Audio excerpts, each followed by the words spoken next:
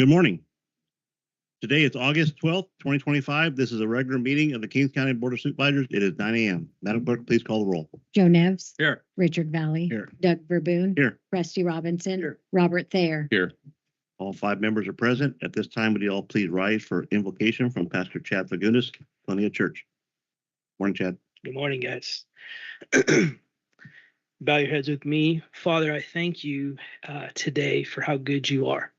I'm actually reminded of the Lord's Prayer that you taught your disciples how to pray, and you said to speak to God as if he's a father. And so this morning, we know, Father, that you're not just a judge and creator, but you're a good dad.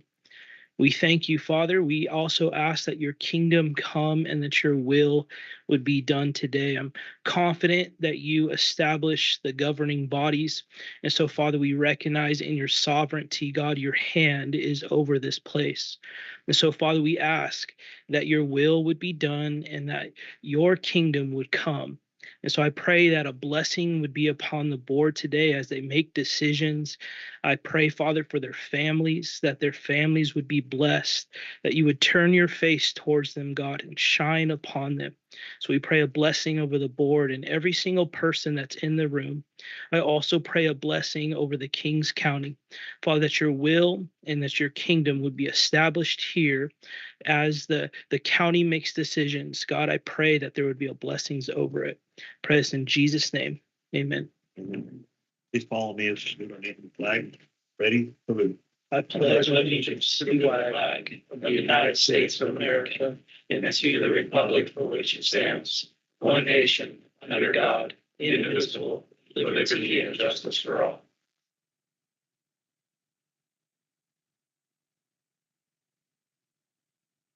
Okay, we'll move on to unscheduled appearances. This is an opportunity for members of the public to address the board on items of interest within this board jurisdiction and which are not already on the agenda. The board will not answer questions impromptu, and concerns or complaints will be referred to appropriate staff. For items which are on the agenda, members of the public will be provided an opportunity to address the board on each item when it is brought up. Speakers are limited to their comments, not more than 2 minutes. Thank you. Do we have any written comments? I have no written correspondence. The first speaker card is Ronald F. Owens Jr. Good morning. Morning, Ronald. How are you today? I'm fine. I rode from Sacramento County this morning, left about 5 o'clock this morning. My name is Ronald F. Owens Jr. I was an information officer at the California Department of Public Health for more than 14 years. On April 14th, 2022, Department of Health and Human Services Secretary Javier Becerra commented about the COVID-19 vaccines, and he said, quote, "We know these vaccines are killing people of color, Blacks, Latinos, Indigenous people at about 2 times the rate of white Americans. I informed this Board of Supervisors about that Becerra quote, about my information that I brought before my management and how they rejected the message and were more concerned about the messenger. I sent this Board of Supervisors and your other colleagues in July of 2024 all this information, and I will follow up my appearance today. I've appeared before. This is my 43rd California County Board of Supervisor appearance, and I will follow up my appearance today by sending you some follow-up information, which I urge you, don't assign it to staff, but please take the time to read the information. I also sent written notification this past December and noted then that there were more than 400 people who filed injuries with the Vaccine Adverse Event Reporting System from the time that I originally sent notification this past last July until the current. Also, there are 749 Californians who have died from the COVID-19 vaccines. There are more than 96,000 Californians who filed injuries with the Vaccine Adverse Event Reporting System. So please take the time to read the email I will send in a few minutes. You have a very beautiful county, a very dusty ride. I rode my motorcycle here. But thank you for the time. And I'm also going to follow up by copying some sheriff personnel as well as the DA, and I will include your county administrative officer as well. Thank you for your time. No, thank you. Thanks for coming down. Hope you had a nice ride. The next speaker is Sheila Verdugo. Good morning. How are you today? Good morning. I'm going to try to make this quick. I know the Avenel contract is coming up, but I have a doctor's appointment, so I'm not sure if I'm going to be here. So I want to say this now. So good morning, supervisors. I understand the city fire contract will be voted on and likely approved. Once again, I wanted to just express our gratitude for everything that you guys have done, your diligence, all the information you brought to us. And so, we're continuing to pray for this because we have information that probably this is not going to go our way again. That said, I feel it's important for me to go on record with my concern. In my view, the very reason we are here fighting to keep our county fire services is largely the result of a retaliation over past interactions and decisions that did not go the way of our city, the way our city leadership wanted. And now we find ourselves here fighting for literally what I believe is our lives, right? Our fire services, it's so important. And when we lose that, I don't know what we're going to lose, after. We are being led by individuals who have shown illegal but unethical and even slanderous. Yet as citizens, we have no clear recourse. We are left asking ourselves, how do we fight? What can we do? Where can we go? Who can we trust? When does this end? And perhaps the most importantly, why are we even here battling this, right? Why are we even here? And my thing is, if it's truly comes down to ego, if this has just been an ego trip, not getting our way, throwing fits this way, then our city is in way more danger than just losing our fire contract. We are in serious danger under the leadership that we have right now. And the questions, right? We don't know. We don't know. I'm going to keep coming here every time I know something, every time I feel something. I'm just going to keep coming and hoping somebody in this audience, somebody up there have some answers. If we could just sit all together even and just problem solve, troubleshoot, whatever we need to do, but we need the help. We don't have the resources as a community. We don't. Okay, We need you. Thank you very much. That's the last speaker card I have for unscheduled. Do we have anybody in the audience that would like to add to our agenda today? Yes, ma'am. How are you today? I'm good. My name is Red Fidiasi. I live here in Hanford. I'm a representative from Valley Voices. This morning, we're wondering about item C on the consent calendar, talking about the interest code amendment for the Dudley Water Ridge District. And we were just wondering if the board members that are farm owners and have a vested interest in water are going to recuse themselves from this vote as to maintain as much fairness as possible. Thank you. Thank you. Anybody else from the audience? Seeing none, we'll move on to our approval of the minutes. Report out of closed session from regular meeting, August 5th, 2025. There is no reportable action, Mr. Chair. Okay, item B, approval of the minutes from regular meeting, August 5th, 2025. Motion by Supervisor Robinson, second by Supervisor Neves. Madam Clerk, please call the roll. Joe Neves. Yes. Richard Valley. Aye. Doug Verboon. Yes. Rusty Robinson. Robert Thayer. Yes. Okay, we'll move on now to consent calendar. All items listed under the consent calendar are already be considered routine and will be enacted by one motion. If a board member has a question, requests additional information, or wishes to comment on item, the vote should not be taken up until after questions have been addressed or comments have been made. The public has an opportunity to comment on the consent calendar items as well. And we already have one comment. What's the board? Do you want, Mr. Chair, do you want to separate that item so we can get a background on it? Just for clarification? Yeah, Was it C? Yep, we'll pull item C. So a motion to approve the consent item minus item C. Okay, we have a motion to approve and second by Supervisor Valley and a second by Supervisor Neves. Madam Clerk, please call the roll. Joe Nevs, Yes. Richard Valley. Aye. Doug Verboon. Yes. Rusty Robinson. Yes. Robert Thayer. Yes. Okay, 5 in favor. Now we'll move on to item C, which is County Council consider approving the Conflict of Interest Code Amendment for Dudley Ridge Water District. Thank you, Mr. Chair. So the Political Reform Act requires that each state and local government agency adopt and promulgate a conflict of interest code. Under that act, a public official has a disqualifying conflict of interest in a governmental decision if it is foreseeable that the decision will have a financial impact on his or her personal finances or other financial interests. In such cases, there is a risk of biased decision-making that could sacrifice the public's interest in favor of the official's private financial interests. To avoid actual bias or the appearance of possible improprieties, the public official is prohibited from participating in the decision. The Conflict of Interest Code sets forth the officials and employees that must file annual financial disclosures and the categories of disclosures based on the level of responsibility of the officials and employees.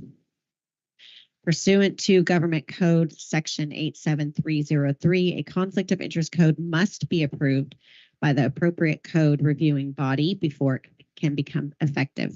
As the district is a local government agency within the jurisdiction of Kings County, the board is the district's code reviewing body. As such, the board must approve the district's conflict of interest code before it can become effective. Thank you. Sure. Thank you. So council, when I read it, I took this as not pertaining to the board, our board, but to folks who get appointed or elected to the Dudley Ridge Water District. But the formality is they're requesting an amendment to their code, but it goes through the Board of Supervisors. That is correct. Thank you. Any other questions? Motion to approve. Another question. We have a motion to approve by Supervisor Valley, second by Neves. And any questions from the audience? Ready? Okay. All right. Okay. Madam Clerk, please call the roll. Joe Nevs, Yes. Richard Valley. Aye. Doug Verboon. Yes. Rusty Robinson. Yes. Robert Thayer. Yes. Okay, 5 in favor. Thank you very much. Thank you for your question. We'll move on now to regular calendar, and the first item we have is the fire department, Mr. John Chamberlain and Matt Sanfilippo. Morning, Chief. Morning. How are you today? I'm doing great, thanks. Good morning, Honorable Chair, board members, staff, and constituents. I'm John Chamberlain, Fire Chief for the Kings County Fire Department. The Kings County Fire Department is requesting to donate a fire engine to our partners at the College of Sequoias. Engine 24 is a 1998 Freightliner Type 1 engine, and it's currently housed in the back lot of Station 4. The engine was taken out of service earlier this year after it was determined that the actual cost to repair the 27-year-old vehicle exceeded the actual value of roughly $5,000. According to NFPA 1911, which is a recommendation by the National Fire Protection Association, deals specifically with apparatus and useful lifespan. The typical lifespan of an engine should last between 10 to 15 years frontline and 5 years in a reserve status for a total of 20 service years at max. We've exceeded that by 7+ years already at this point. Through creative thinking, staff engaged College of Sequoias and developed a partnership related to the potential of the donation of this apparatus. The College of Sequoia has agreed to retain ownership of the apparatus, and it would potentially remain on site at Station 4 for the use on our training academy, as well as delivery of their curriculum. That actually happens to be where our current training tower is. For Kings County Fire Department purposes, the vehicle has long exceeded its fully depreciated value. And it's an opportunity to repurpose what would be sold as scrap at auction, garner some useful life out of what's left of it. By accepting ownership, College of Sequoias would assume care, maintenance, and insurance on the vehicle, and that shuffles that off of our budget. This shifts full liability from Kings County Fire Department. County purchasing policy allows for the fire chief to determine the status of the apparatus assigned to the fleet. Although it was not required, we contacted purchasing to get a green light. They did give us a thumbs up to dispense of it. It does fall back on the Board of Supervisors for any donation. With that, that's my presentation for you today. I'm open for any questions. All right, thank you, Chief. Any questions from the board? Any questions from the audience? Anybody from the board? Moved by Supervisor Neves, second by Supervisor Thayer. Madam Clerk, please call the roll. Joe Nevs, Yes. Richard Valley. Aye. Doug Verboon. Yes. Rusty Robinson. Robert Thayer. Yes. 5 in favor. It makes me think I'm working on a piece of equipment that was purchased in 1997, and I'm having a hard time getting parts for it, and it is wore out. Absolutely. Yeah. Yeah. So we can still use it for training, and that's the user portion of it. So thank you. Thank you. We'll go on now to the next item, which is administration, and we have Alex Walker. Morning, Alex. Good morning, Mr. Chairman, members of the board. Alex C. Walker, Administrative Analyst, Kings County Administration. Before you this morning are letters of support for HR 471, which is known as the Fix Our Forest Act, a bill related to forest management. The Fix Our Forest Act, also known as FOFA for short, would establish requirements for managing forests on federal land, including requirements regarding wildfire threats, review and implementation of forest management projects, and other activities. The bill is supported by other Central Valley counties, and the indirect impacts of the bill affect Kings County residents. Therefore, staff are bringing letters of support for your board's consideration. Congress is considering two versions of FOFA. The House version of the bill, HR 471, was introduced by Representative Westerman. HR 471 passed the House with bipartisan support with 279 votes in favor and 141 against. Both members of the county's congressional delegation, Representative Valdeo and Fong, voted in favor of the House version of the bill. The county has historically not been involved with bills that deal with forest management, given there are no forests in Kings County, but the accompanying issues such as home hardening are not direct impacts to Kings County residents, but the indirect impacts of wildfires such as air quality, environmental impacts do impact the residents of Kings County. Furthermore, neighboring counties of Fresno and Tulare are supportive of FOFA. The Senate version of the bill, S1462, was introduced by Senator Curtis with no formal vote to date, however, has bipartisan support as well. Reviewing both versions of the bill and considering the impacts to Kings County residents, staff recommends that the board consider supporting House version of the bill. The Senate version of the bill will be brought before your board in the coming weeks. The bills are very identical, varying mostly on litigation reform. Specifically, the House version of FOFA designates certain fire sheds at high risk for wildfires as fire shed management areas. In tandem, the bill directs the United States Forest Service and the United States Geological Survey to jointly establish an interagency fire shed center as responsible for the duties related to assessing and predicting fire, including maintaining fire shed registry and publicly accessible website that provides interactive geospatial data on individual fire sheds. In addition, it expedites the review of certain forest management practices and projects under the National Environmental Policy Act, known as NEPA, which was passed in 1969, exempting certain activities from NEPA review. Wildfires release carbon dioxide and other emissions that impact both the environment and valley air quality. California averages more than 7,500 wildfires a year. 6 of the top 10 most destructive fires in the state have burned since 2017. Furthermore, 3 of the state's top 5 deadliest fires and all of the state's 9 largest fires have burned since 2017 as well. Nationwide, total acres burned as a result of wildfire rose from 2.7 million in 2023 to nearly 9 million in 2024, which represents a 231% increase. A lack of forest management has resulted in catastrophic wildfires, which has destroyed trees, habitat, species that the U.S. Park Service and Forest Service are charged with protecting. Kings County and neighboring Central Valley communities have been covered by wildfire smoke, experiencing the negative impacts of wildfire pollution. Forest management resources included in FOFA are crucial to help control and reduce the severity of wildfires to enhance valley air quality, wildlife habitat, and more. Additionally, this legislation will improve water supply sources such as drinking water sources, rivers, and improve water quality by decreasing runoff, pollutants, and erosion, and ultimately save costs by reducing the infrastructure repairs needed to reservoirs, pipelines, and treatment plants. In addition to being supported by other Central Valley counties, the House version of the bill has garnered the support of the National Association of Counties, NICO for short, and the California State Association of Counties, known as CSAC, both of which are groups that the County of Kings is an active participant in.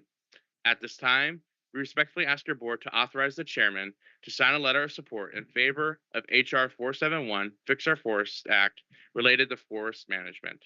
Staff and I are available to answer any questions you may have. Thank you. Thank you, Alex. Any questions from the board? I think the only, Mr. Chair, I think the only question is that, without the management, the bark beetle and some viruses and that's the thing. That's the only thing that I would like to see added, but I don't think it needs to be added to this letter now. I think this concept needs to be added to the county platform. Because it's not just the watershed that we're trying to protect and the groundwater recharge areas that belong in the Sierras or wherever the fire happens to be burning. But it's also management to manage disease. Very good. With that, so movement. A motion by Supervisor Neves, second by Supervisor Supervisor Robinson. Sorry about that. Any questions from the audience? Seeing none, we'll bring it back to the board for a vote. Joe Nevs, Yes. Richard Valley. Yeah. Doug Verboon. Yes. Rusty Robinson, Robert Thayer. Yes. 4 in favor, 1 against. Thank you. We'll go on now to the second part of administration, which is consider approving the agreement with City of Avenel for fire services retroactively effective from July 1st, 2024 to July 1st, 2028. And I believe we have Carrie Martinez here. Yes, thank you, Morning, Mr. Chairman. Good morning. Carrie Martinez, County Administrative Officer, Kings County Administration. Before you this morning is an agreement with the City of Avenel for fire services. The Kings County Fire Department has provided fire and emergency services to the City of Avenel for many years. California Government Code authorizes the Board of Supervisors to contract with the city within the county and authorizes the city legislative body to contract with the county for the performance of city functions by appropriate county officers and employees.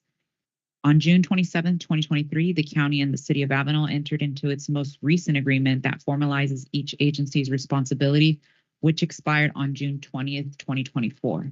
Since the agreement expired, the county provided the City of Avenel with continued fire services while negotiations were underway for the new agreement and currently provides services.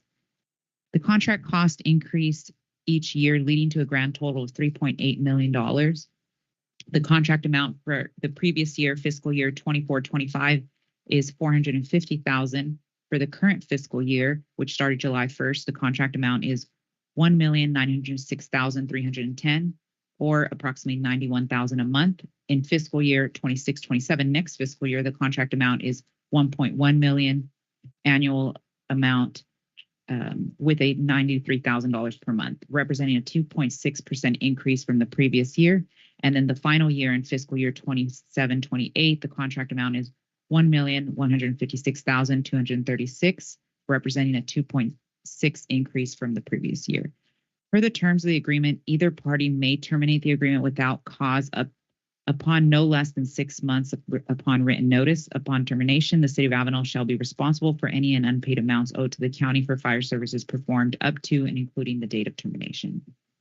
The agreement is retroactive to July 1st of 2024 to cover the expenses that the county incurred for providing the continued fire services while negotiations were underway.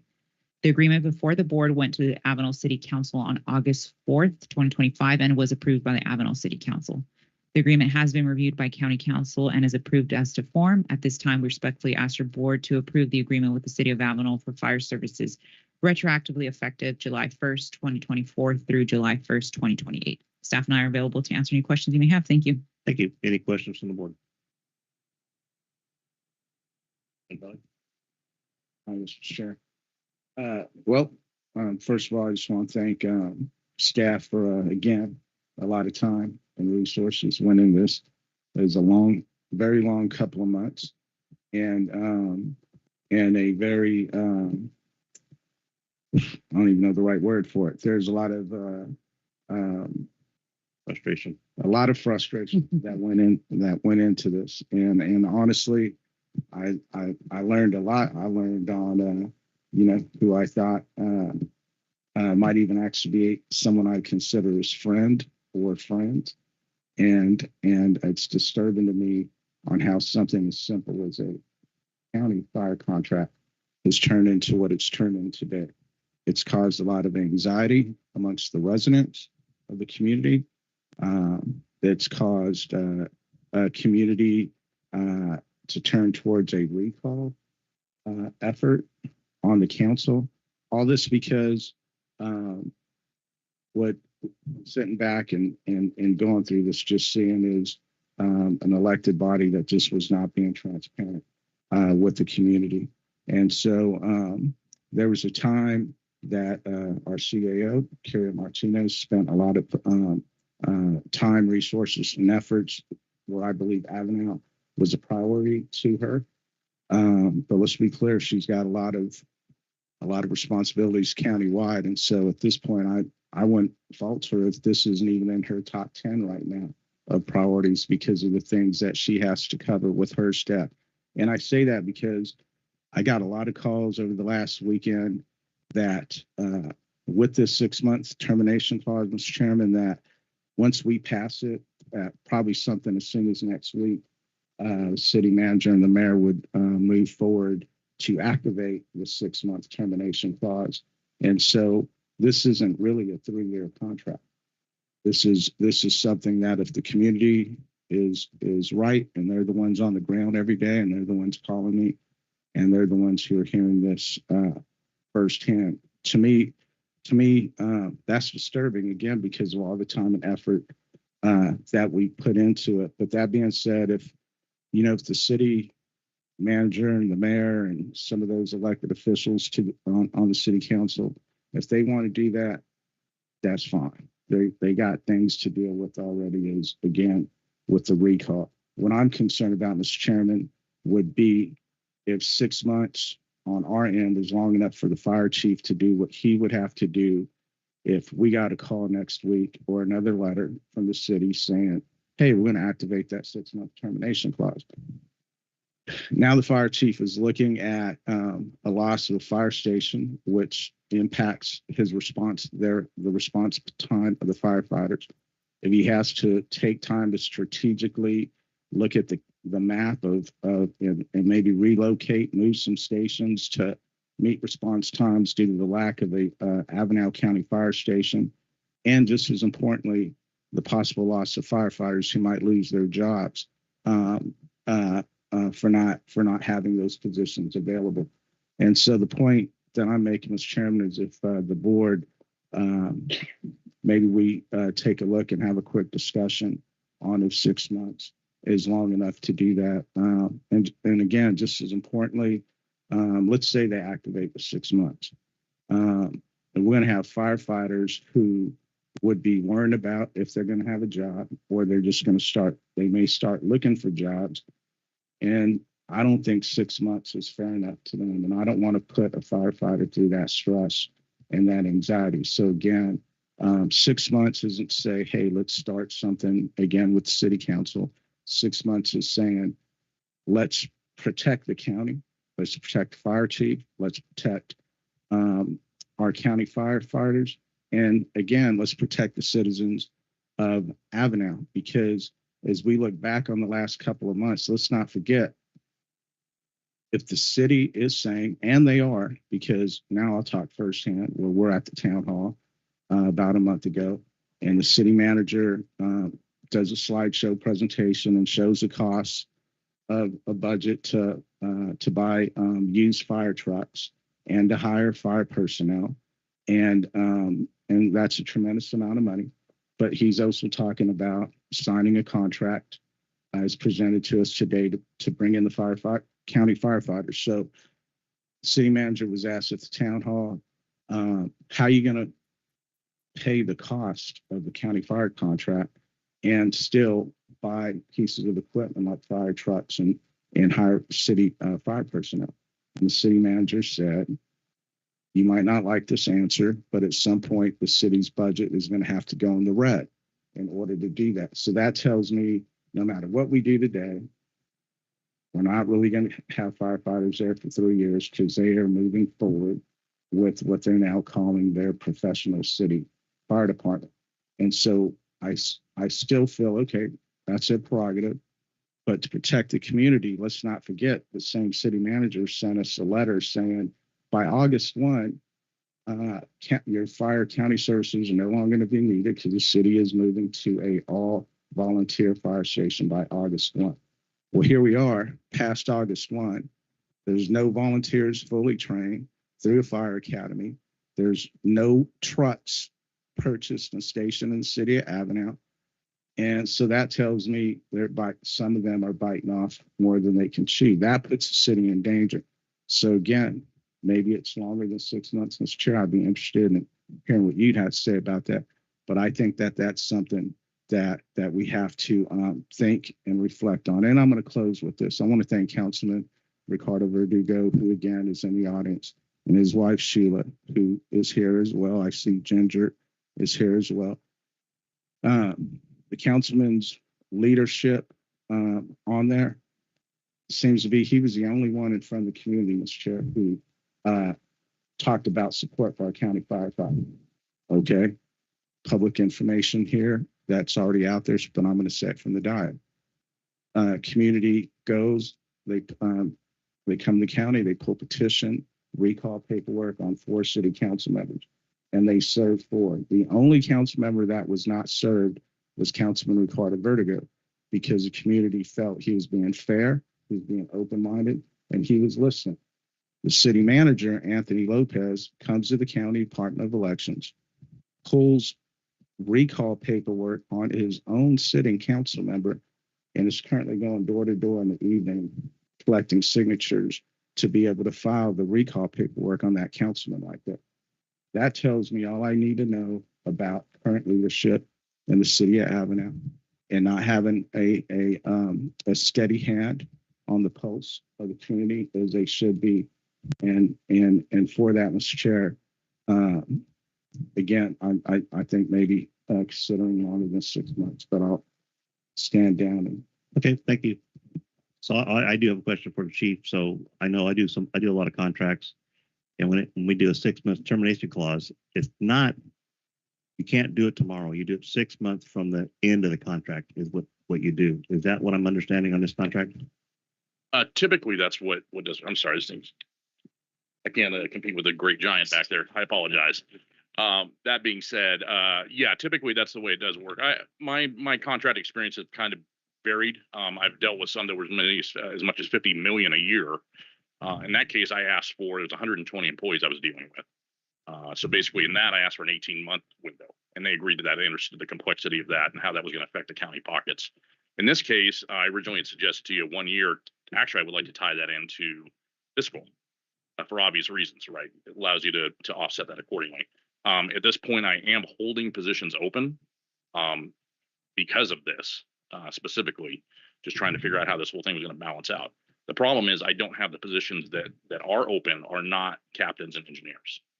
So even if I attrition that, we're either talking demotions or layoffs if I had to look at that long term.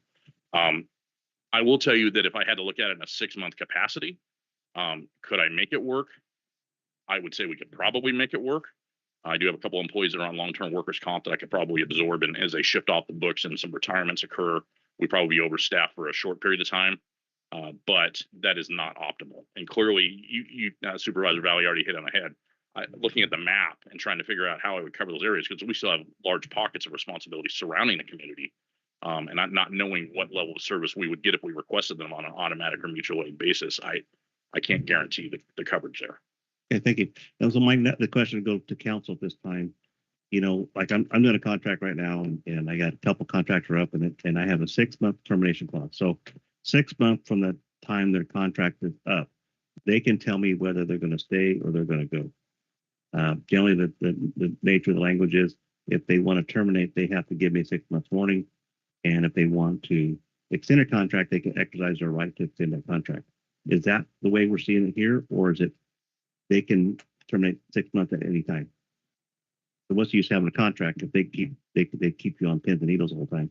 Right. It's at 6 months written notice at any point during the contract term. And that seems unusual.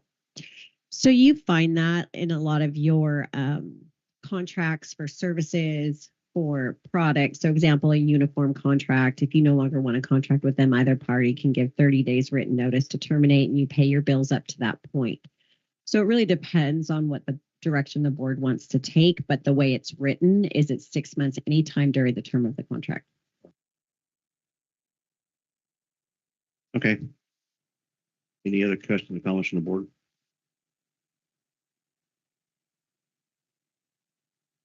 Our budget is the biggest deal we have in the county. When people run for office, they say they're going to get the budget under control. And here we have a community going against us to keep our budget in check. because of uncertainty. So I know the chief said that he does his budget 1 year at a time.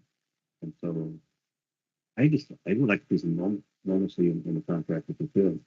I don't have a problem with the city of Avenel wanting to have their own fire department or whatever, but I don't see them doing it 6 months. And I told them the last time I spoke at their meeting, if you want to do a volunteer fire department, work with us. You always have a volunteer fire department. Anytime you can have it with your contract. It's volunteer shouldn't cost you anything, right? Except for keeping your people in check. So Volunteers cost money. I know they do cost money, but City of Lemoore does it. We allow it. It's not a big deal. We used to have a lot of volunteers throughout the whole county, but the state kind of put some guidelines on it and hurt us. So I just want to see where the board feels. I'm not comfortable with the 6-month termination clause. I think it should be 6 months prior to the renewal date, is what I'm used to. I got all my tenants, if they would tell me they can leave any time, it would be really hard because you have to plan ahead for your space and all your expenses you have that you share. Any other thoughts? I'm with you on that. To me, 6 months doesn't make sense. I mean, somehow to tie it into a full fiscal year would make a little bit more sense on just accounting practices in general. So July 1st, 2028, it seems like the termination clause should come on January 1st, 2028. And then say, okay, we're not going to renew it here in 6 months, and then gives us time. That's still a little rough. I think it should be a year because of what we're dealing with emergency personnel and public safety. And at the end of the day, they still are residents in our county that we don't want to see anything happen to them. So it might put us at a disadvantage where we're providing fire service we're not reimbursed for. Mr. Chairman, again, I don't see going from 6 months to a year as taking a hit at the city of Avenel. All due respect, I see it again as protecting the county with our budget hearing getting ready to take place, and I think the next 2 weeks, and we're gonna pass the CAO's budget. I think it lines a great opportunity to line up with the calendar year and the fiscal year if we go with the 1 year termination clause. To go back to how hard it is if they pull that trigger, let's say in a month, and we're scrambling with our budget. They just did that. I mean, the councilman can tell you in the last 3 weeks, they probably had 4 special meetings on Mondays at 2:30, and just all these off-cycle meetings to all for their budget to get that budget scrambled. I don't want to be put in that position as a board member. I don't want our staff being put in that position as well. And so, Mr. Chairman, I'd like to make the motion that we pass this contract with the only amendment being the language of a 1 year termination clause versus 6 months. Hopefully, ask for support. That motion? Yes, sir. The motion on the table? I'll second that with the discussion.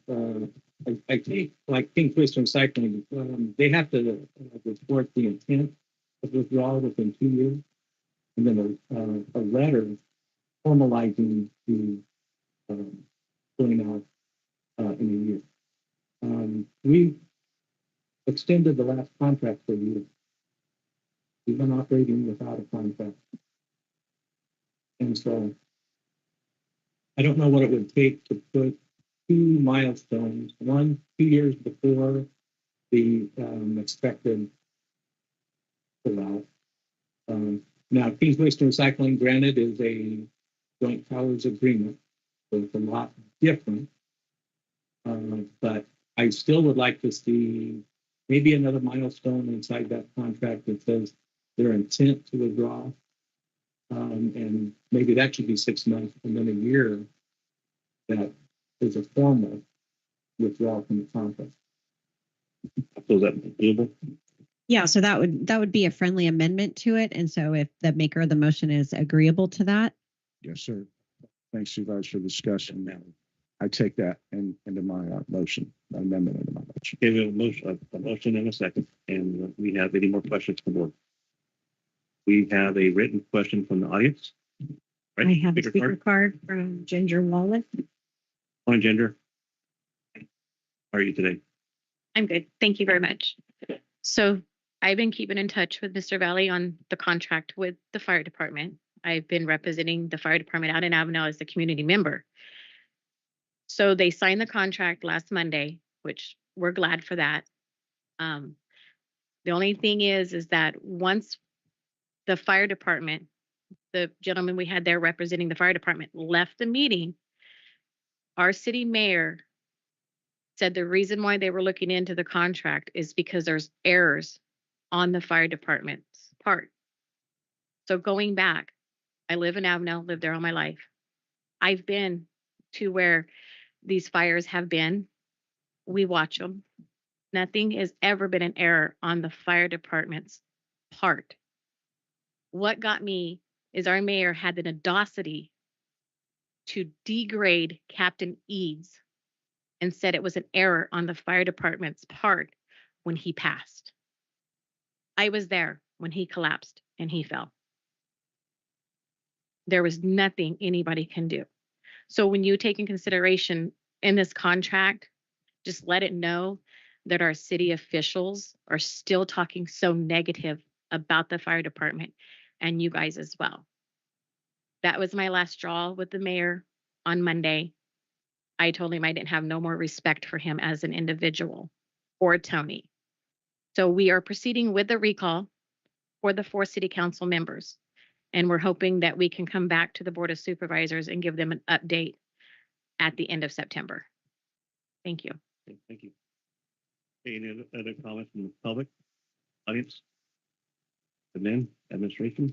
Yes, Mr. Chairman, I just checked with council on formalities. So since the agreement that was approved by the city council, it would have to go back to the city council. So we will make the amendments, have a signed copy, and then give it to the city of Avenal. So essentially the council has it. It doesn't have to come back again. This council can approve it at their council if they choose to. Thank you. Good morning, Mr. Chair and board. You know, that contract came to us and it was told by the city manager that contract was okay with the 6 months. That's why it came back to us with you guys' 6 months approval. We just saw it for the first time today. Okay. So we don't do, we do things by the book. Well, according to the city manager, We discussed it. according to the city manager, it was it was something that you guys were okay with in the 6 months. I'm just letting you guys know. So now hearing you guys that you guys didn't know about the 6 months, that I remember. Well, we may have known about it. But Yeah. We don't discuss it until we're in open session Okay. and the microphone on. Okay. But it was sent back from the county with the 6 months.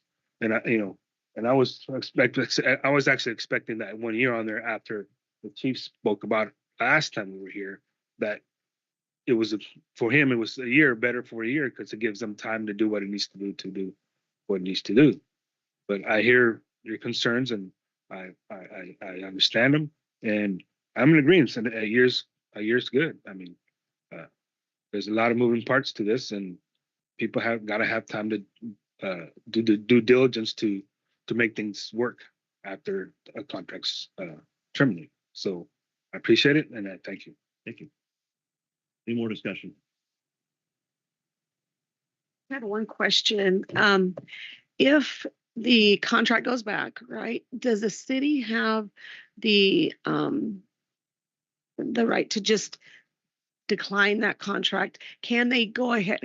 Can this still happen the way the city wants? They want out of this contract, right? They don't want to have fire services. So even if the contract goes back, where are we? Are we going to be safe, right? Or can they just decline it and not accept it and then still move forward with what they're wanting to do? That's the question that we need to know as a community, because we need to know what we need to start working on, right? We need to know. So can they just say no to this new language or this new verbiage? And We're just asking for another 180 days to prepare.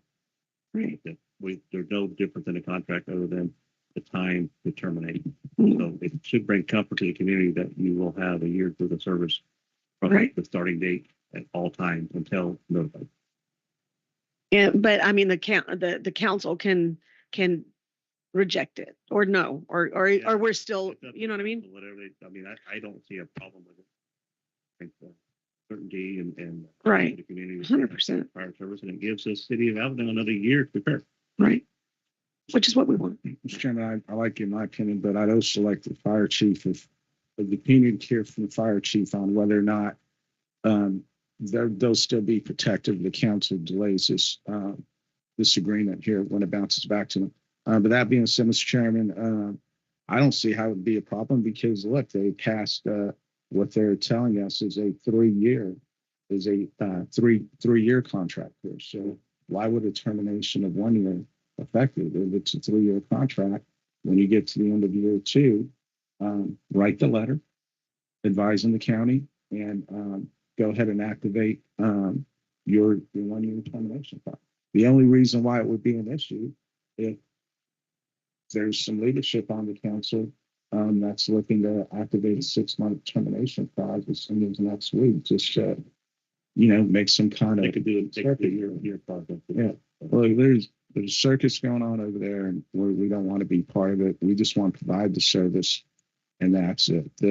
I'm not dealing with what we've been dealing with, and the staff has been dealing with for the last couple of months out there. I'm over it. I got other things to do too. Thank you. Hey, Chief. Hi. Doing okay. Welcome to Kings County. Thanks. To answer, just to reiterate, if I understand your question correctly, the question was basically, since we're technically out of contract, could they theoretically walk away from, is there a continuation clause in there right now to where the city could literally just walk away today if they decided to do it since we're technically out of contract? I think that's what her actual question was, and I don't have an answer to that. What I can tell you is through policy, you have definitely earmarked that ad valorem cutout towards fire for this. We do have, based on that, I have operational authority and budget to be able to provide those services, and we're going to continue to stand up those services until I'm directed by you or a county admin to terminate such services. We're continuing to staff at full-time daily with a captain and an engineer. There's no move ups or anything along those lines, and we do have move up companies. As soon as we deploy that resource outside the community, we immediately move a county asset back in to fulfill our obligation as per what's outlined in the contract. I don't know, that would probably be a council question related to what our authority is to provide that if they walked away, or what our obligation is. But I'm committed to making sure that the citizens of the community of Avenal are still protected. Mr. Chairman, can I ask to our CAO, have you seen anything or any communications from the city manager regarding how far they would go past 6 months? Because again, for clarification, I think Councilman Verdugo, as he pointed out, at one point there was a 90-day termination clause. Then it went to 6 months. Only reason why I want to extend to the 1 year is what I said already, based off the city manager's statement that he's moving forward anyways. And so we got to protect our staff, we got to protect our budget and our county firefighters. That's where it ends and begins with. If he hadn't said that, 6 months, let's move. Okay, we have a motion and a second. I think he had a question, Mr. Chairman, if you'd like me to answer.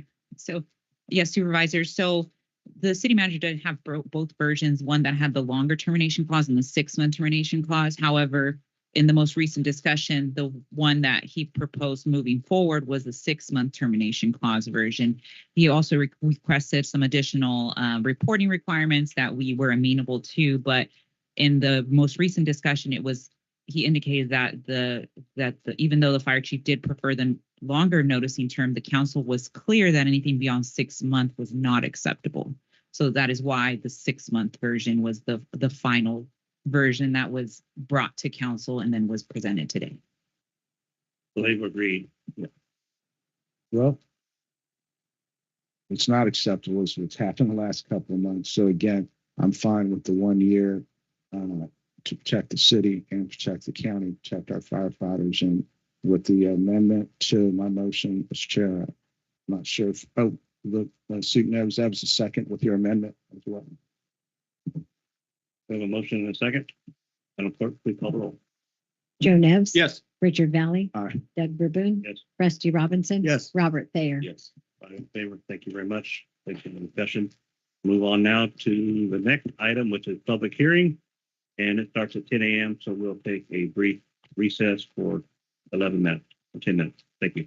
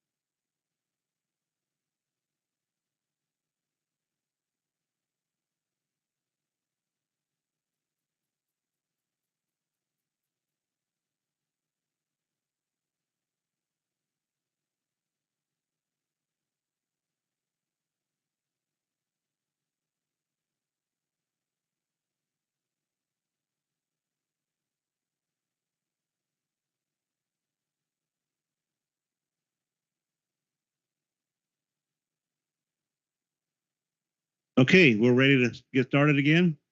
Music tour, not just Christian tour. We'll be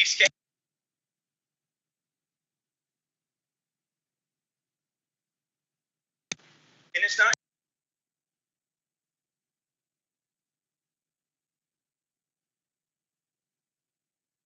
Good morning, Chairman, members of the board, Carolyn Least, Human Resources Director.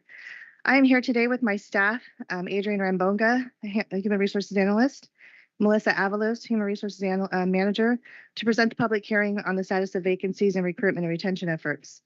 And Human Resources Analyst Brianna Allen is in our office sharing the slides. Thank you, Bree. Next slide, please.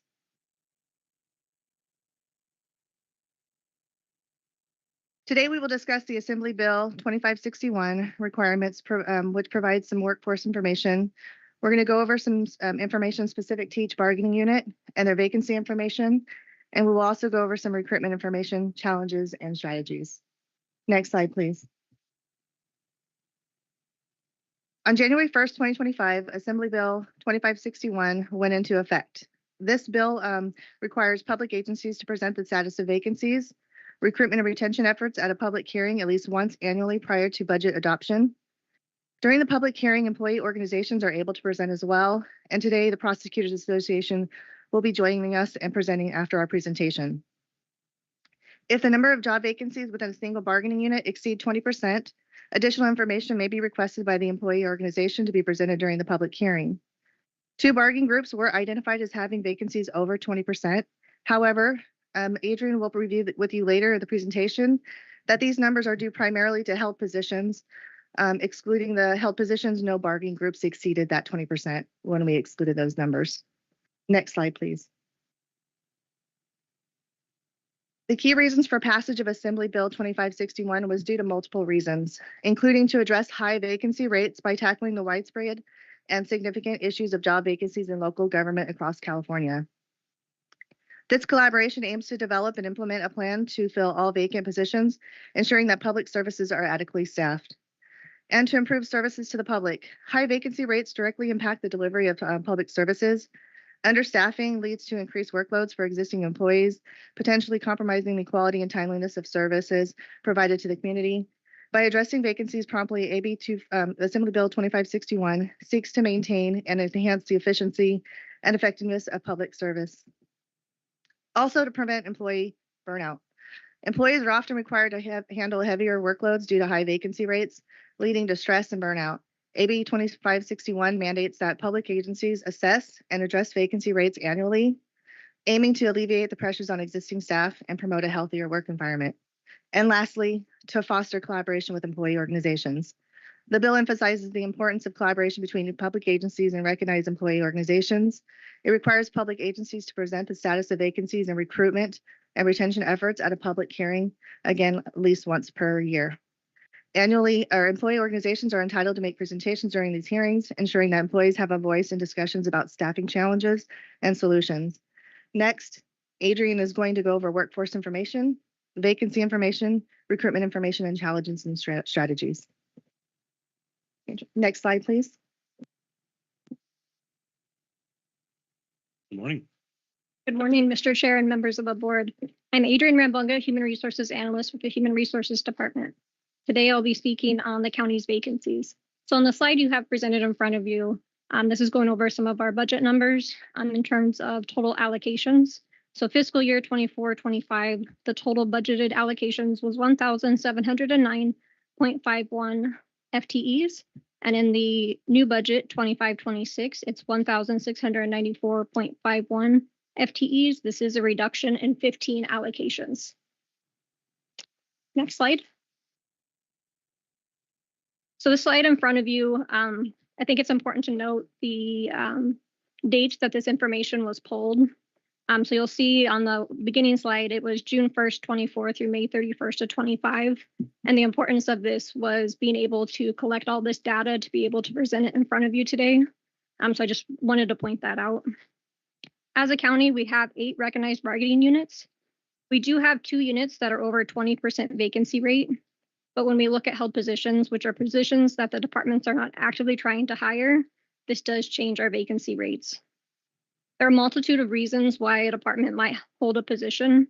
This can be their budget from state or federal monies, the size of their potential training class for that allocation.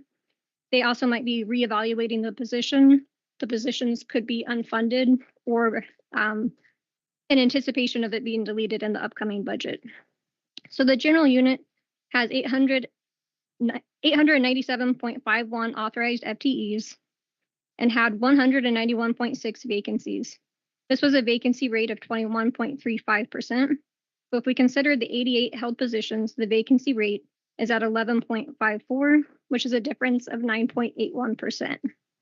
The Prosecutors Association has 21 authorized FTEs with 5 vacancies for a vacancy rate of 23.81%. So if we consider the 5 held positions, this changes the vacancy rate to 0, which would be a difference of 23.81%. The county's overall vacancy rate is 16%, but without the held positions, it's 9.10, which is a difference of 6.9. I do want to note that when this information was pulled, we did reach out to all of the departments across the county to ask them about their held positions. At that time, there was 117 held positions. But when we worked with the departments, they said they would be submitting recruitments, so that's why that information was updated. But if we would have kept the original 117 positions that were held at the time the information was pulled, this would have changed the general unit to 8.31% vacancy. Next slide. So this is some more information regarding the Prosecutors Association. There are currently 5 vacancies for the Prosecutors Association. The first one here is in child advocacy attorney. This is in the administration department in the minors advocate division. Right now, the department's reevaluating their needs for the department. So as you can see here, there are no applicants for this position because no recruitment was ever ran. So the department's still reevaluating their needs for this position. In the district attorney's office, there are 4 current vacancies for deputy district attorneys. There have been continuous recruitments for these positions. The department's currently holding these positions. We did hire 4 law clerks, and they are pending the results of their examinations. So this law clerk position was created as an avenue to progress into attorneys. Next, we'll go into more detailed information regarding the Prosecutors Association. Next slide. So from June 24 to May 25, there were 3 attorneys hired from continuous recruitments. When applications were received from these recruitments, the applications were referred to the department within 1 day. The average time to hire from opening a requisition to the candidate being hired was 261 days. Finding the right candidates for this skilled position can be challenging, which again is why the law clerk position was created to create that pathway to attorney positions. So next we'll go over some information regarding the general unit. So the information in front of you, there'll be 2 slides, but this lists all the positions that are currently vacant for the general unit. So again, they have 897.51 allocated positions. There are 191.6 vacancies for 47 different positions. Again, 88 of those are being held. So how this chart is organized is it's organized by the highest number of applicants to the least number of applicants. And so also, Are you saying that currently, just for office assistant 1 and 2, that out of the 17 openings, the 612 people are currently applying for those jobs? so this could be recruitments that happen throughout that whole year. So from that June to May date, through that whole time, there was probably multitude of vacancies. And during that time frame, we collected 612 applications. But there could be current recruitments going on now. We'll get into some more information about that, but when lists are established, they are good for 6 months. So those names can be continuously pulled off that list. It's important to note that not all the applications that we receive meet the minimum qualifications for that position either. So that's why sometimes you could see a higher application threshold. Next slide. Some of these positions that you see on here are very specialized. So it can be difficult to find the right candidate or someone who meets those minimum qualifications. Some of these positions are also unfunded in the upcoming budget. So with the department having that knowledge, they might have been holding on to those positions. And also some of these positions became vacant right as we were pulling that information. So it could be, it became vacant and they were just now putting in that recruitment. So it could skew the data just a little bit. The next slide, these are all positions that were not actively recruited for. So they're approved in the budget, but the departments did not seek for these positions to be filled. Again, there can be a variety of reasons why a department may not want to recruit for the position, which includes funding, it's scheduled for deletion, training, and evaluating the department's needs. The next slide. So regarding the general unit, from June 24 to May of 25, there were 187 applicants hired for the general unit. The average time to hire was at 94 days. Some of this data can be a little skewed, so I will go into a little bit more information for where these numbers come from. But when compared to 5 similar organizations to Kings County that also used the NeoGov platform, the average time to hire was 137 days. So we are showing farther ahead than some of our peers. The time to referral was 67 days.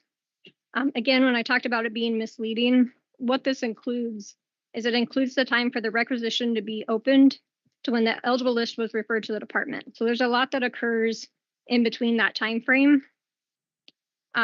Most recruitments are ran for 10 days, but there are times that the list might be insufficient. So the department might request for that recruitment to go longer than 10 days. Applications are screened to see if they meet the minimum qualifications. A subject matter review may be requested depending on the amount of applications that come in. There can also be examinations that happen before we get to the oral board. So there's a lot of different steps that can occur that do take some time. But we're working to make this process as efficient as possible to reduce that average time to hire. There also can be other nuances that can affect time to referral and average time to hire, which include when requisitions are opened, but the department decides to cancel that recruitment, but they might not back it out of the system. So it might skew our data a little bit. So we are actively working with our departments to make sure that the information that we're reporting out is as accurate as possible. So next, we're going to go back into some of the countywide statistics and regarding the vacancy rate. So on the slide here, you'll see there's 198 separations that occurred, 178 internal transfers, 119 promotions, and 14 voluntary demotions. Next slide. Of those involuntary separations, the 142, there's a multitude of reasons why employees might choose to separate.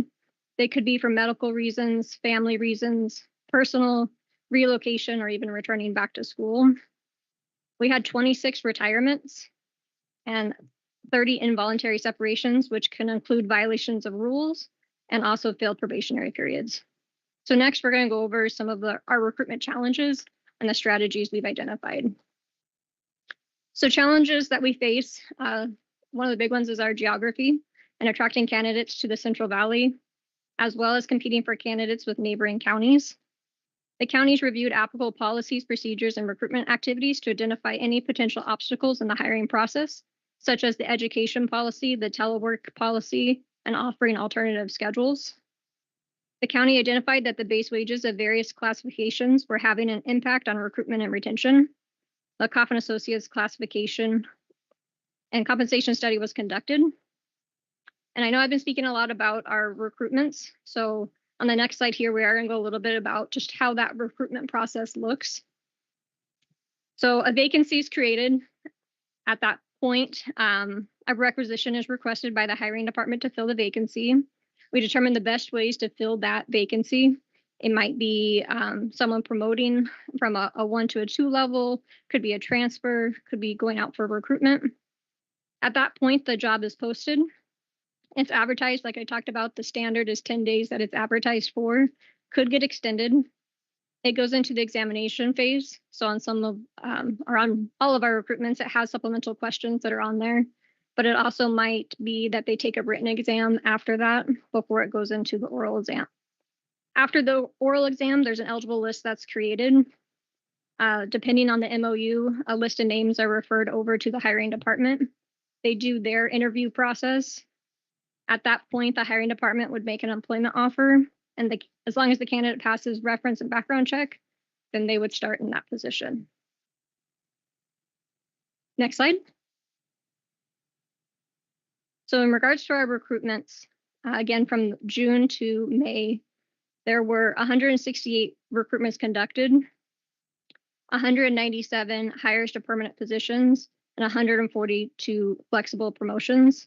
This information does not include any employees that were rehired or promoted to another position. In total, there were 319 employees hired. That's 122 employees that were promoted internally or were rehired. And just to give you a little bit more information on those flexible promotions, what that means is someone who might be in a 1 level promoting to the next level in the series to go to a 2 or a senior. So next slide. So we do focus on our recruitment efforts to attract talent to the county. Some of those include partnerships with colleges, which includes that our administration department recently hosted a college night for employees and their families. Creating streamlined application processes within NeoGov. There have been several different modules that the county has added, which included the training module. This module is available to all of our employees with training topics on several different items that they can go in and look at. Some of them very specific to their job, some about leadership, some even about Excel. So some topics that they might want to use to advance their career. We have attended 6 recruitment events, including a partnership with Del Monte, Lemoore Naval Air Station, and West Hills, among others. We've also partnered with MSEP, which is the Military Spouses Employment Partnership. MSEP helps us partner with the spouses at the local air station in Lemoore. We also now have tracking where we can see if an applicant is a military spouse. We also hosted a luncheon for military spouses on May 9th, which was Military Spouse Appreciation Day. We've improved our social media presence. HR has worked very closely with the administration department to work on creating recruitment flyers for them to be used on social media to highlight these vacant positions. While recruitment efforts are important, we also have to focus on retention. The next slide. So the countywide retention rate is approximately 88.41%. The Department of Industrial Relations and Cal HR state that the retention of 85% to 92% is desirable, so we are right in range. So some efforts that the county has completed the Coffin Associates Classification and Compensation Study, established a countywide telework program, implemented a countywide 9-4 flexible schedule where most county offices are closed on Fridays at noon, implemented additional flexible work schedules where it was operationally feasible. We worked on improving the onboarding process, established the Employee of the Year recognition, offering several different certification pays, safety recruitment and retention bonus, which included our attorney classifications, as well as several competitive county benefits and employment engagement activities. So next, I am going to hand it over to Human Resources Manager Melissa Avalos to go into more detail regarding the county benefits. Thank you. Very good. Well, Melissa. Good morning, Chairman, members of the board. Melissa Avalos, Human Resources Manager. I'm here to provide an overview of the outstanding benefits and employee engagement opportunities that the Kings County offers to our workforce. Our employees have access to a comprehensive healthcare plan through a preferred provider organization, better known as a PPO, that includes medical, dental, vision, and chiropractic coverage for both our employees and eligible dependents. We also offer a flexible spending program to help employees set aside pre-tax dollars for items including out-of-pocket medical expenses and childcare cost. One of our most valued resources is our on-site employee health center, available to employees and eligible dependents covered under our county health insurance. The center provides preventative care and treatment services, including our annual wellness blood draw program, illness and injury exams, immunizations, and lab draws, all at no cost to the employee, with some prescriptions even available on site. Employees do not need to use sick leave when visiting the healthcare center during work hours for their own medical needs. Our confidential employee assistance program, offered through Simple Therapy, provides support for personal and work-related challenges. Services range from legal assistance and financial counseling to anxiety management and wellness resources, available to employees and their families, regardless of whether you're on the county health insurance. Kings County employees are members of CalPERS ensuring a secure retirement, and we also offer deferred compensation plans with county matching contributions varying by bargaining unit. The county also offers longevity pay to our employees to reward years of dedicated service. To help promote a healthy work-life balance, our employees receive paid vacation, sick leave, and holidays, including a unique holiday closure period that allows most county departments to enjoy additional paid time off between Christmas and New Year's. The county also provides education reimbursement to help employees further their careers. We currently have a partnership with UMass Global to provide tuition discounts and are finalizing a similar partnership with Grand Canyon University, agenda item coming soon. Through the Assist to Own Down Payment Assistance Program sponsored by Golden State Finance Authority, employees can receive up to a 5.5% of their first mortgage loan amount to cover down payment and closing cost. This benefit is available to both first-time and repeat home buyers. Employees also have access to exclusive discounts through Benefit Hub and other partner organizations, all accessible via our intranet. Next slide, please. Beyond benefits, Kings County promotes employee engagement. Some of our initiatives include the annual employee barbecue, bi-weekly on-site food vendors, the county newsletter, blood draws, participation in various community outreach events, and off-site countywide events. In recent past, county employees had the opportunity to attend a Grizzly baseball game, Fresno State football game, and a trip to Adventure Park with their families. In closing, Kings County offers strong benefits, but also meaningful programs that support employee health, financial security, career growth, and community connection. These investments strengthen our workforce and help us to continue delivering excellent services to our residents. The county and HR will continue to be mindful of our efforts to fill vacancies and will continue to partner with hiring departments to develop strategies for our recruitments. Next slide. If you have any questions, I would be happy to address them. Otherwise, I will hand this off to the Prosecutors Association for their portion of the presentation. Thank you, Melissa. You're welcome. I think Melissa, the only two things I see you missed was the Halloween contest and the photo. You know, and I think those are both events that I agree. get people involved. And I know we happened to have the ability to judge those photos a couple of weeks ago, and there were a lot of photos. I don't know how many of them were multiple submissions, but I think those are two events that I think a lot of employees get enjoyment out. Absolutely. The office decoration and the skit. Yeah, it allows for the people within the departments to come together and help create kind of that culture, that team building, team bonding within the department. So yeah, absolutely, I would definitely agree. I think the board always appreciates their culinary skills because they usually win if they can have the best treats. Fair enough. Good to know. Yeah, we get bribed pretty good. Yeah. You can tell when they like it if we get the full-size candy bars. Awesome. Thank you. Thanks. Any other questions for human resources? I know Supervisor Valley, they did have anxiety management, if you ever need that. Yeah, so. Okay, so next we have the District Attorney's Office. Good morning, how are you today? Good morning, I'm doing great. How about yourself? Good. Great. I've met a few of you. For those who I haven't had the pleasure of meeting yet, my name is Christian Park. I'm a prosecutor at the Kings County DA's office here. I'm a homicide prosecutor as well as felonies, so I handle those in particular. I've been with the county close to 2 years, which I'll get into my PowerPoint. Welcome today. Appreciate it. Thank you. Thank you all for having us. So today I'm going to talk really about the past vacancy rate, where we're at currently, the DA's offices in California, and where we're at now. Central Valley and how with their law schools, how we're an attorney desert and how different counties are reacting and why it's really important for us to retain competent district attorneys. So start off with the past.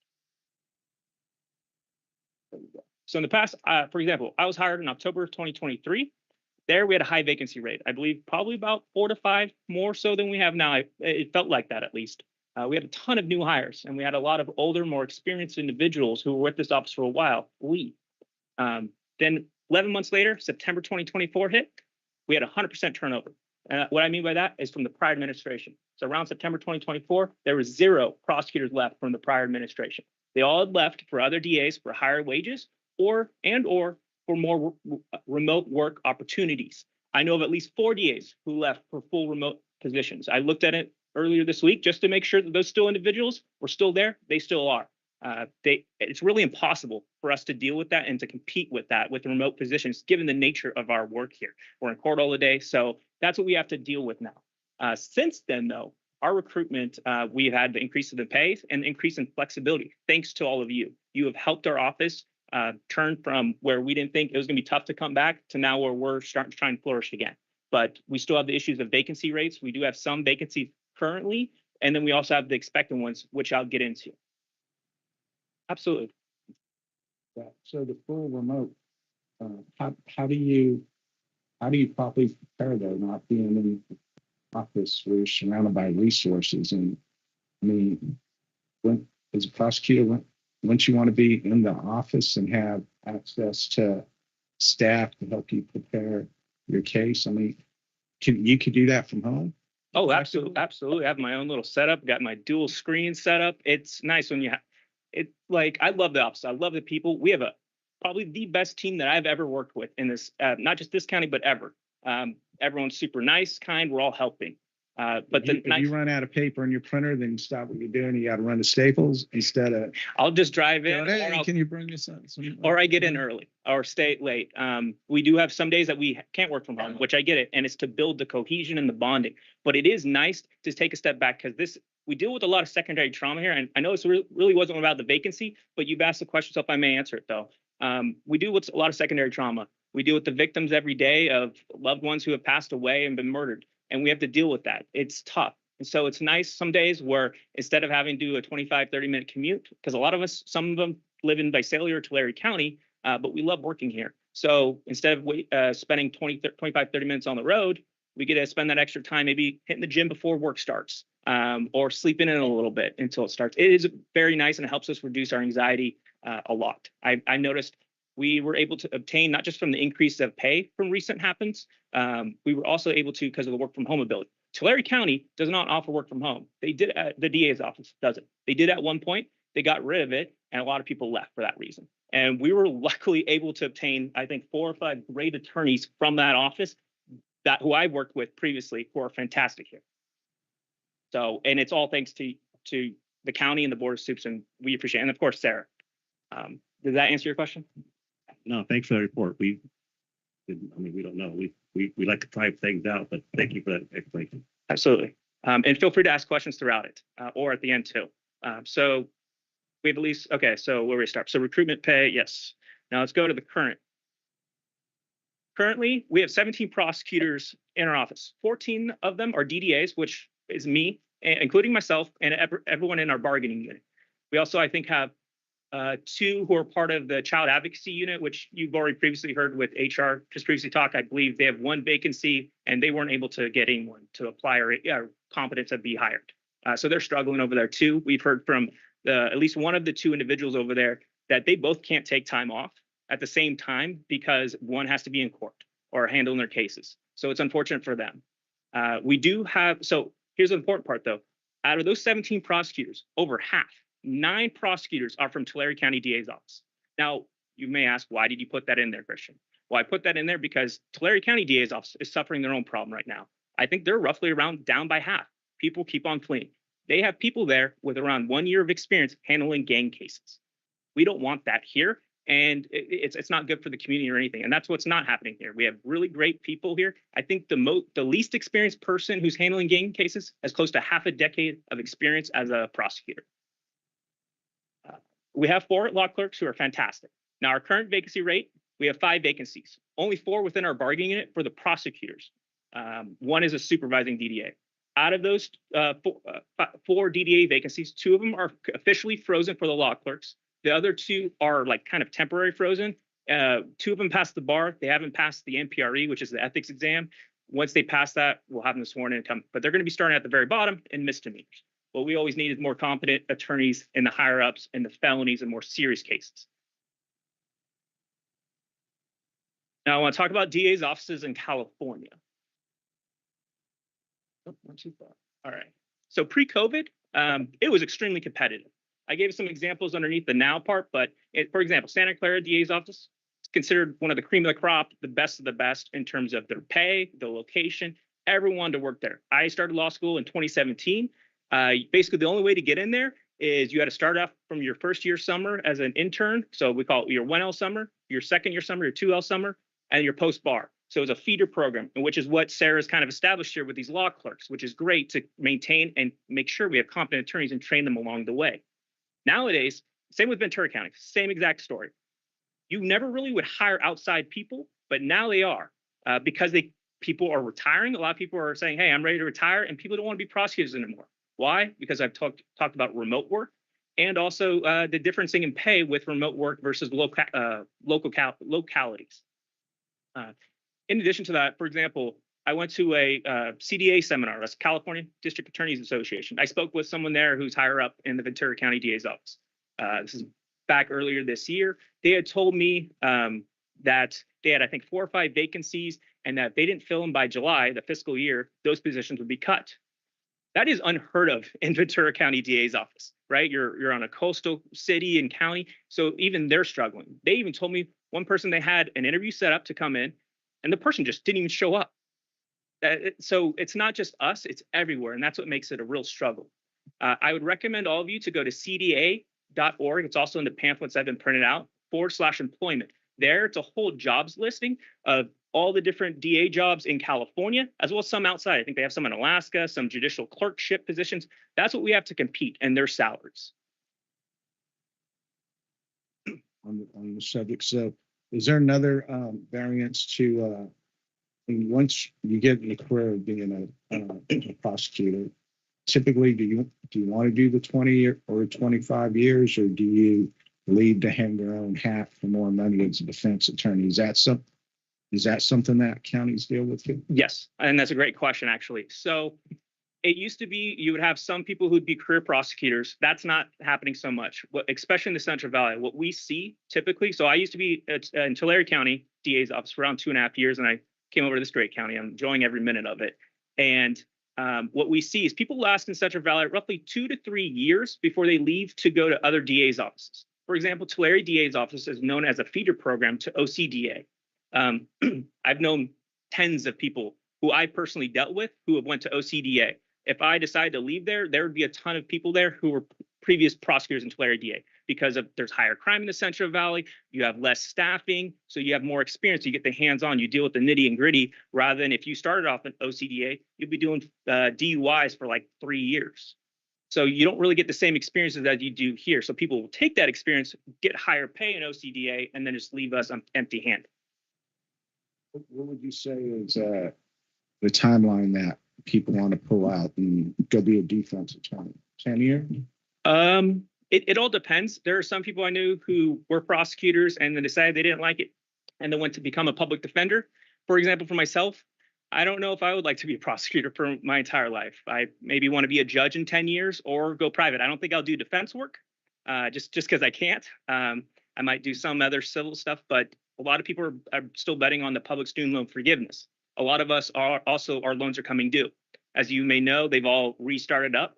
So now we're starting to accrue interest, and whether or not that this program stays in place, which hopefully it does because Congress did approve it.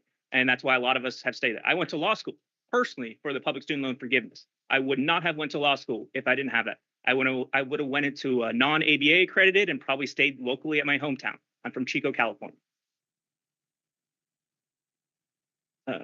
Now I want to talk about really Central Valley law schools. We only have 2 in the Central Valley. None of them are ABA accredited. Now, ABA means American Bar Association. They're all CBA, California Bar Association, but none of them are ABA. What that typically means is most of those people can't go out of state and practice, and there's a lot of different guidelines. ABA has certain requirements. Also, when you don't have ABA, they typically have lower pass rates for the bar.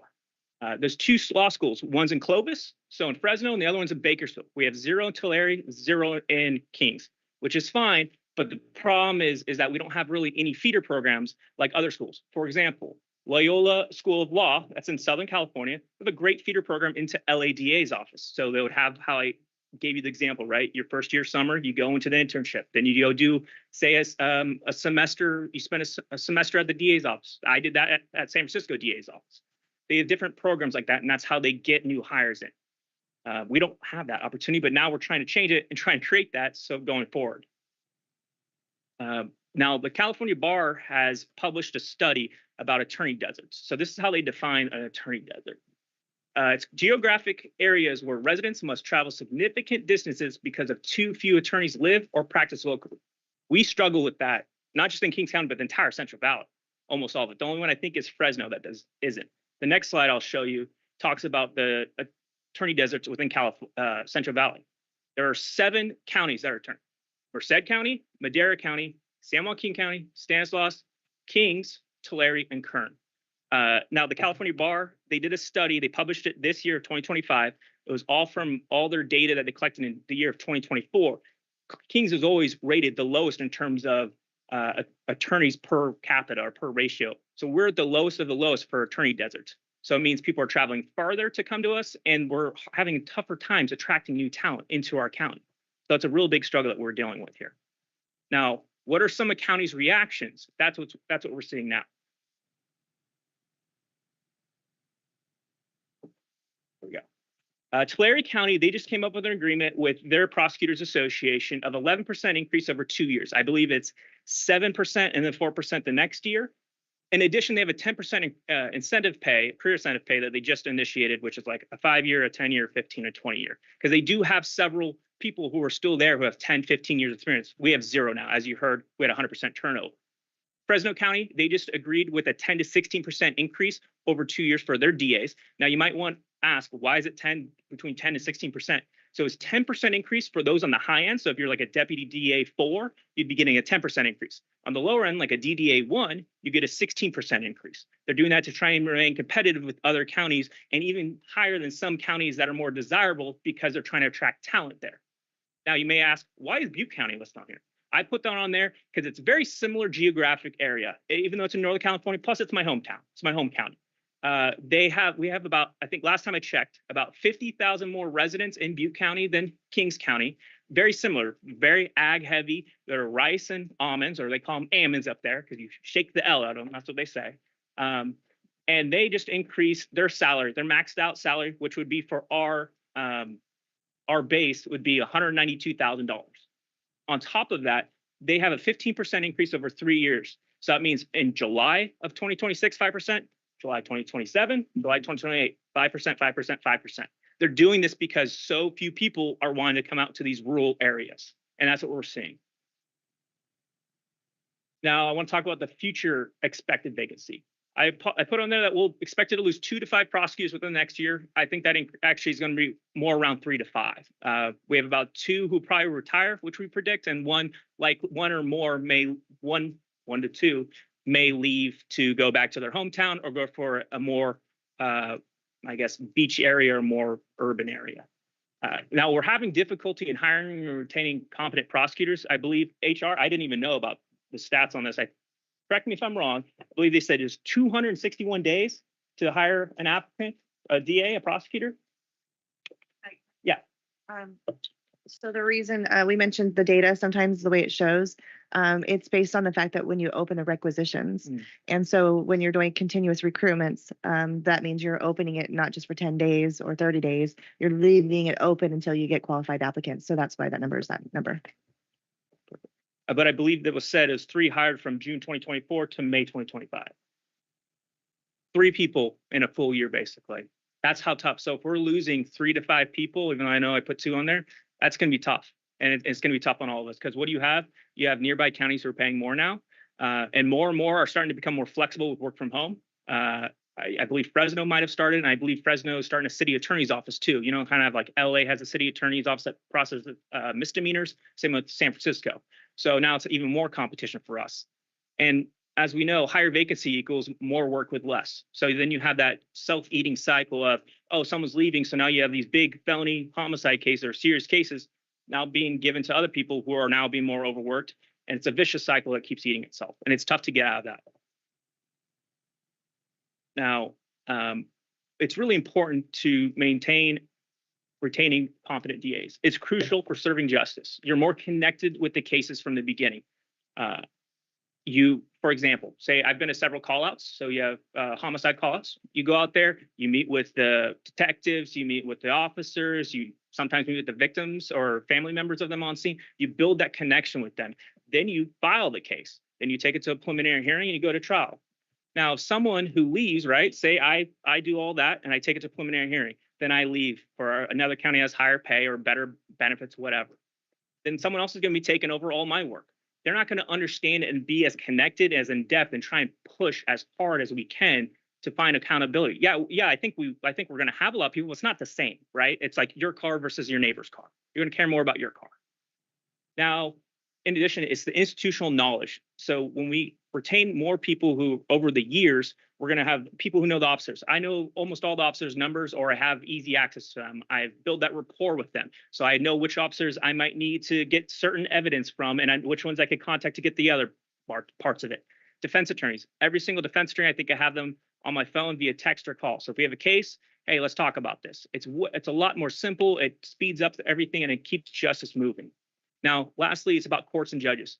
Courts and judges are just like us, right? They all have their own little quirks and their own little particularities. Some of them want to hear certain arguments, some of them don't want to hear these. So if you have newer attorneys who are making arguments that they don't really care or really work for them, to say, for example, maintain no bail or to have higher bail set so we keep some of these serious offenders in there, and you have a new person who's arguing something that they're not really sticking with, then they're not going to get it granted, versus someone who has those years of experience with these judges and knows, oh, okay, they're particular about this. Let's argue this. Okay, no bail's held. So you get more justice. You hold people accountable when we retain more competent DAs. So for those reasons, that's why it's important to retain these competent DAs. Is there any questions? Very good. Any questions from the board? Thank you for your information. I appreciate it. Thank you. We don't always hear everything like that, but I really appreciate you taking time out and putting this together. So we're all good. Okay, at this time, if there's no questions, any questions? Do we have an audience here right now? Okay, at this time, we'll open up public hearing. Do we have any written remarks? I do not. I have no speaker cards, and it doesn't appear anyone online has their hand raised. Do we have anybody from the audience? You do. Please. You have one DA. First of all, I just want to extend my appreciation to the board. Over the last 2 years, we've had some difficulties with maintaining staff and keeping attorneys and recruiting attorneys, and this board went above and beyond, opened up the possibilities, saw different solutions, both increasing pay as well as implementing these wonderful new programs that really attract people and build up the employee satisfaction. And I also want to thank the ladies at HR. What they did was just magnificent. They wrote the policies, they implemented the policies, and I can't say thank you enough. Thank you. Okay, thank you. Because what you did really stood up for our community and our public safety. And as you can tell from Christian's speech, we now have a thriving DA's office that is one of the best teams ever, not just for Kings County, but ever. I will also echo what Christian had said. We need a solid DA's office. We need continuity with our attorneys so that we can build better relationships with our law enforcement. Right now, we have a new law enforcement officer training that is scheduled on August 22nd, which is an opportunity for our office to extend a training to new law enforcement. How do you enter into the courtroom? Which way do you go around counsel table? How do you open up evidence envelopes? How do you survive a harsh cross-examination? And those are all basic building blocks that we can do as an office for the rest of our community. And we wouldn't have been able to do that last year. And now that the steps that you took, that HR has taken, and the team that we have, we can do that, and we can make this county better, way better. And thank you. But I do encourage you to also consider, let's keep open the pipeline. Let's keep our law clerk position thriving. Let's keep our attorneys happy, and let's stay competitive. Thanks. Very good. Thank you. Any other comments from the public? Anybody online? Okay, we'll go ahead and close the public hearing, bring it back to the board for direction. I don't know the direction, you just need a motion. I have no idea. No, just there's no direction. You can do a motion to accept as presented. That would be appropriate. Motion to accept it. Motion to accept from Supervisor Valley, second by Supervisor Neves. Madam Clerk, please call the roll. Joe Nevs, Yes. Richard Valley, Doug Verboon, Yes. Rusty Robinson, Robert Thayer. Yeah, 5 in favor. So thank you very much. Thank you for that. And we'll close the public hearing. Right, it's all closed now. Okay. Yeah, thank you. That's very good. Very informative. And I do realize that when we talk about we went to social media to outreach. I couldn't believe how many positions we have open all the time. So there's no excuse not to have a job in Kings County. Can you call my son Kobe and tell him that? I mean, I got a Fresno State bachelor graduate kid just sitting there. And I'm like, hey, did you find a job today? Dad, there's no jobs out there. Well, I got the same thing. All right, we'll go now to board member announcements and reports. Supervisor Neves, we'll kick it off. Thank you, Mr. Chair. Last Tuesday, the Kings County First Five Commission held a meeting where the service agreement between the county and the commission was discussed and approved. Memorandum of understanding was also approved. The salaries and benefits policy manual was also discussed and approved.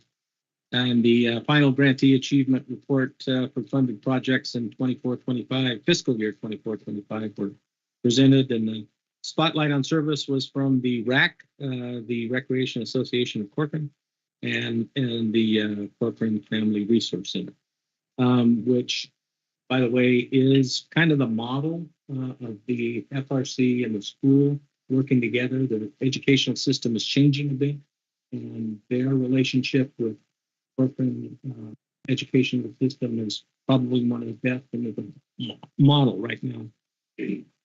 Also attended a webinar that's what's working and what's not working with America's $60 billion opioid settlement. It was presented, and there was a lot of information, and unfortunately a lot of counties and cities that are part of that settlement that still haven't done anything.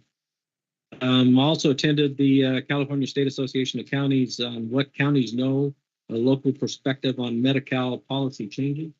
Those changes are coming. Some of them will kick off in calendar year 26 and extend until 28 and 29. So there'll be some changes in the Medi-Cal policy, as well as the population that can sign up and maintain that Medi-Cal service. On Thursday, August 7th, attended the Child Support Summer Day in the Child, which was a warm afternoon. It was in two different areas: the Kings County Child Support Building, the lobby on the bottom, and on the top floor were both overflow population. Good thing the fire chief didn't show up. It was probably better. You nails done? The haircut and nails. I know it. I missed that part. I did get a trim on top, but it didn't take long. Friday, August 8th, had breakfast at the American Legion in Lemoore, and got to spend some time with the Kings County grand jury. On Saturday, donated blood at the Central California Blood Center for the 136th time. So 17 gallons. Whole blood. It doesn't count until your hair fell out on top. Exactly. I don't understand. Bleached all the color. And then congratulations to Hanford Babe Ruth, 18 and under, the Tri-County baseball team for winning the World Series in Florida. They went, so they did a good job. Thank you, Mr. Chair. Well, thank you. Pleasure there. Yeah, thank you, Mr. Chair. Last Wednesday, I attended the Kings Community Action Organization. It's a marketing meeting. A lot discussed, a lot of great overview and some good things to come out of that organization. And then Thursday morning, I too had the opportunity to meet with our newly seated Kings County grand jury. And then also Thursday evening, attended the Child Support Services Kids Day downtown Hanford. Took my wife on that. It was still packed. About the time that we went in there, it was probably about 5:30 in the evening, and pretty impressive to see the number of people from the community that are there, mainly barbers and hair care professionals, and the number of kids that were in there, getting themselves ready for school. And it's just one of those things that you look into our community, just something to reflect upon. That never, although I don't have any hair anymore, never really had an issue ever, where a $15 haircut would impact your family's budget. And you look at these kids who they're super happy and good looking kids getting their hair ready for school. And then Friday morning, along with Supervisor Verboon, met down at the Hanford Joint Union High School District ribbon cutting ceremony. There's a lot of people there, had been in the building already once before. But it's great that the education standards in at least in the high school arena in this county are growing. And Dr. Rosa is meeting that need along with that board over there for the growth that's occurring in our community. And then Saturday, was invited to and attended the Fallen Heroes photo shoot down at Civic Park, which sparked a few other conversations. One was one of that if you follow Jess, his truck and trailer has the photos of military and law enforcement personnel that are from Kings County that have died in the line of duty, and recognize that one of our deputies, Alan Shar, was not displayed on there. So reached out to his wife. He needed permission for it to happen, and so those balls are getting worked out. And then also just now this morning, talked with Victor Shavin in the back. And also thanks, Nate, for your advice. I think he left.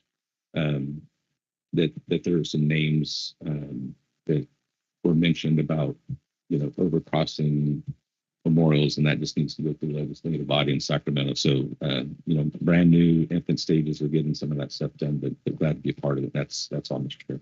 Thank you, Supervisor Valley. Thank you, Mr. Chair. On the grand jury, Catherine, Madam Clerk, thanks. I know we're working with them to try and get me a date maybe next week. Thank you for the invite. Also attended the child support event. Again, good job to the staff out there. Really good event. Those haircuts, they're now at like $35, $40 a pop. And I don't know how a family of three would get them haircuts, and the kids like getting the haircuts once a week now too. My dad used cheap shears on me. Yeah. Lastly, Mr. Chair, I wanted to see if how the board would feel about a possible future agenda item in regard to some kind of an honor to Captain Meade. Maybe we present some options here. I've reached out to the fire chief, spoke to Will Ginger Wallace, brought me some feedback from the community. Anything from maybe dedicating that current fire station in Avenel to the naming of Captain Marquis, or at minimum a memorial bench or some kind of memorial, or both of those options. I know the only memorial we have right now is Station 6 for firefighter Keith Hernandez, who passed away from cancer. I think he has been working on a memorial. We've got it's already for Captain E. He was also assigned to the station. Oh, so okay. They've done that, and I think they have this dog. Oh, I see. So they have two items out there, but we probably should photograph those. Yeah. Staff, park staff did a good job. Oh, okay. Thank you for that. And I first met Mark out there first part.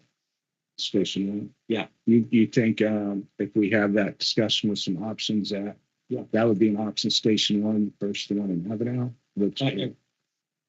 I'm just telling you, there's one done. And I don't know in the industry, chief, I don't know if they do. I don't know if there is a protocol. It's board discretion. Yeah, so, yeah, we could do that either way. Okay. So, I have a comment on that. Dave Robinson, Sheriff Dave Robinson, actually was working on a quote for with Hanford Granite Industries for a memorial. I'm not sure where that's at, but he did put in a request in May of earlier this year. Yeah, So it's going to be here, right? Yep. Right. So I think I didn't know about the Station One history, but just off the feedback from Avenel, maybe want to do something in Avenel. But all options, just something maybe to honor further. There's a request also for something as simple as a declaring a day in his honor, which the feedback for the appropriate day would be February 1, which was the day of his passing. Maybe that would help the community, his family be able to celebrate that day versus a day of sadness. But I'd love to have that opportunity and see what the board could agree upon. Good. Thank you. Thank you. Bud Robinson. Thank you, Mr. Chairman. Yeah, I wish I would have attended the Child Support Services. My son just had his haircut for school, $40, and she accidentally took a chunk out of his hair. So I hope he doesn't watch this video to know that, because we haven't told him yet. Took him down to the Longfield Center because I wanted to see their gym. I wanted to look at their Hall of Fame. They had good attendance. Also, they have a summer program for daycare that was well attended. So he likes to go down there. He likes to play the foosball and the ping pong and this. And they also have computers and a library. I enjoyed that as well. So just encourage people to utilize the facilities down there. The city's done a good job of maintaining it. Also checked in with Michelle Brown this week to see how Main Street's doing. She's doing fine. They continue to monitor the fees with the city. And then knocked on doors down Hanford Ramona Road this time and got feedback. People are interested in crime. People are interested in homelessness. So try to do, but as usual, a lot of times people know what the city does, but they don't know what the county does. So we go over the various departments and what they do. So thank you, Mr. Chair. All right, thank you. One thing I can add to it is on Thursday or Friday morning, I had the chief of staff for Assemblyman Macedo come down, spend a couple hours with me, talk about the issues of Kings County and where she could help us out, and put her in touch with some of our departments. So we'll move on now to staff update and or reports. Ms. Martinez. Yes, Mr. Chairman. So the board received a letter of resignation with effective resignation date of November 24th of this year for Kings County Sheriff Dave Robinson. It was dated August 6th. The board also received on August 7th the monthly Kings County Investment Pool Transaction Activity Report for July from the Director of Finance. For upcoming events, the Kings County Behavioral Health will host its Veterans Support Group tonight, August 12th from 5:30 to 7:30 at the Veterans Memorial Hall in Hanford. Kings County Library will host its movie time at the library at the Kettleman City Branch tomorrow, Wednesday, August 13th at 1 p.m.